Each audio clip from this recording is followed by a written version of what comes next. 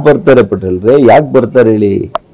ಇವ್ರು ಏನು ಉದ್ದಿಮೆಗಳಿಗೆ ಇವರು ಯಾವ ರೀತಿ ಅವರನ್ನು ಆಮಂತ್ರಣ ಮಾಡ್ತಾರೆ, ಬಂದಿರೋರನ್ನೇ ಇವರು ಸರಿಯಾಗಿ ನಿರ್ವಹಣೆ ಮಾಡಕ್ಕಾಗ್ತಾ ಇಲ್ಲ.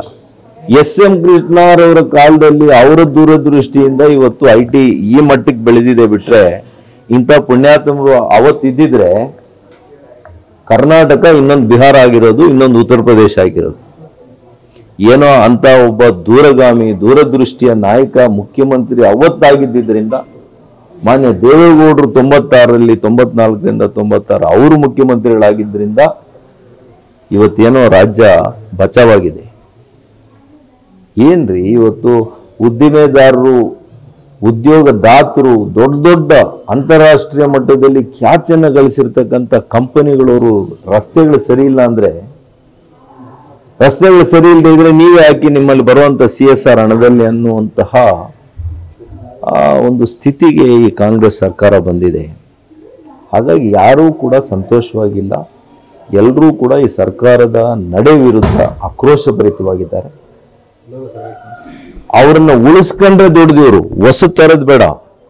ನನಗೆ ಭಯ ಇರೋದೇನು ಅಂದ್ರೆ, ಇರ್ತಕ್ಕಂಥ ಕಂಪನಿಗಳ ಎಕ್ಸ್ಪ್ಯಾನ್ಷನ್ ಇಲ್ಲೇ ಮಾಡಿದಿರಾ ಅವ್ರು ಬೇರೆ ರಾಜ್ಯಗಳಿಗೆ ಹೊರಟೋಗ್ತಾರೆ ಈ ರಾಜ್ಯ ಸರ್ಕಾರದ ಒಂದು ನೀತಿಯನ್ನ ನೋಡಿ ಅಂತ ನನಗೆ ಅದು ಆತಂಕ. ಇವರು ಹೊಸ ತರ್ತಾರೆ ಅಂತೇಳಿ ನಾನು ಯಾವ ಭ್ರಮೆಯನ್ನು ಇಟ್ಕೊಂಡಿಲ್ಲ. ತರ್ತಾರೆ ಅನ್ನುವಂಥ ಯಾವುದೇ ಒಂದು ಇದು ಕೂಡ ನನಗಿಲ್ಲ. ಹಾಗಾಗಿ ಕರ್ನಾಟಕ ಮತ್ತು ಬೆಂಗಳೂರು, ನಿಮಗೆ ನೆನಪಿರಲಿ, ನಮ್ಮ ಒಂದು ಇಕೋಸಿಸ್ಟಮ್ ಪೂರಕವಾಗಿದೆ. ಇದು ನಾವು ನೀವು ಮಾಡಿದ್ದಲ್ಲ. 100 ವರ್ಷಗಳ ಇತಿಹಾಸ, ಮಹಾರಾಜರ ಕಾಲದಿಂದ ಹಿಡಿದು ಇದನ್ನ ಹೂಡಿಕೆಗೆ ಪೂರಕವಾಗಿರುವಂಥ ಸ್ಥಳವನ್ನಾಗಿ, ರಾಜ್ಯವನ್ನಾಗಿ ಕಟ್ಟಿದ್ದಾರೆ.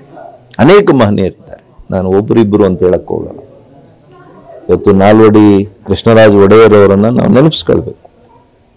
ಸನ್ಮಾನ್ಯ ಎಸ್.ಎಂ. ಕೃಷ್ಣರವರು, ಸನ್ಮಾನ್ಯ ದೇವೇಗೌಡರು, ಇವರೆಲ್ಲ ಕೂಡ ನಿಜವಾಗಿಯೂ ಕೂಡ ಒಂದು ಭದ್ರ ಬುನಾದಿಯನ್ನ ಹೂಡಿಕೆಗೆ ಮಾಡಿದರು. ಅದನ್ನು ಇವತ್ತು ಇವರು ಹಾಳು ಮಾಡ್ತಾ ಇದ್ದಾರೆ. ಆ ಭಾವನೆಯನ್ನೇ ಹಾಳು ಮಾಡ್ತಾ ಇದ್ದಾರೆ. ಇವತ್ತು ಯಾರು ಹೊಸದಾಗಿ ಬಂದು ಮಾಡ್ತಾರೆ ಅಂತ ನನಗೇನು ಅನ್ಸಲ್ಲ.